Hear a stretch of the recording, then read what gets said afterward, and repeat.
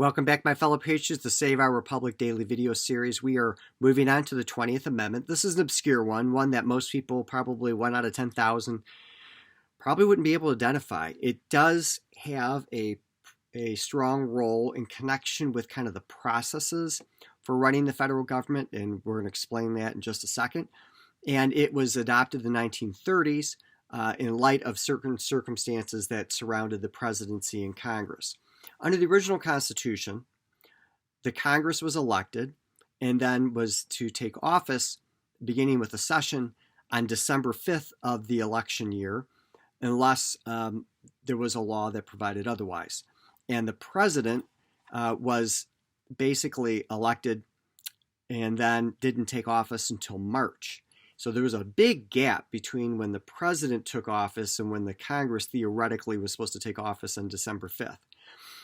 Also, under the original Constitution, for example, and this is very pertinent to the adoption of the 20th Amendment, when the president was elected and there was a crisis and a transition between the old president and the new president, and it was a lengthy one, that kind of threw the country into chaos and uncertainty. And that circumstance happened during the Civil War when President Buchanan lost and President Lincoln succeeded, and basically there were months where there was listless leadership at the federal level because we were waiting for Abraham Lincoln to take office.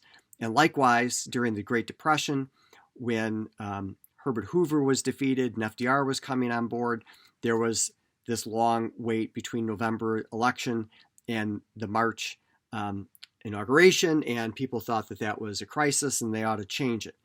And so what's happened is now the first provision of the 20th Amendment provides that elections, newly elected or re-elected congressmen, senators, and presidents would not be associated with December 5th or March. They moved the Congress to January 3rd, and then they had the president to January 20th. There's that 3-week gap. I can't explain it. I haven't read anything that explains why that gap is there, but it shortens the time frame so to try to get rid of the chaos and uncertainty, and because of technology, it's easier to count the votes and transmit them, and the lag that might have otherwise happened for people to be able to get to Washington, D.C. was taken over by transportation advances, and therefore it seemed to be an appropriate thing to do. Also, under the original Constitution, there was a gap in connection with presidential succession.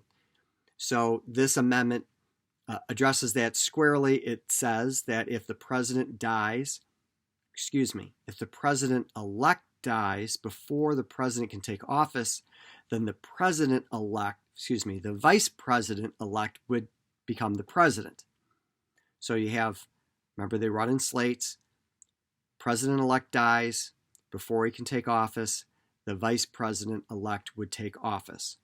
It also provides that if for some reason they both can't take office because they're disqualified or they're incapacitated or something like that, that Congress would have the authority to pass a law to ensure a presidential succession. And right now, the House of Representatives, the Speaker of the House, is the number 3 in the pecking order. So you got the president, the vice president, and the Speaker of the House. There's a lot of debate about whether or not that makes sense. And then after that, it goes to cabinet members, and that's not in the Constitution. That is by a legislative enactment of Congress. So there's been some significant changes, kind of working out the kinks and tweaks and thinking about scenarios that the founders just didn't have time or the foresight to see, and that's what the 20th Amendment is all about. Until next time, don't forget about America's Survival Guide at americasurvivalguide.com, Patriot Week at patriotweek.org, and the Patriot Lessons American History and Civics podcast available on all major podcast platforms. God bless you, and God bless America.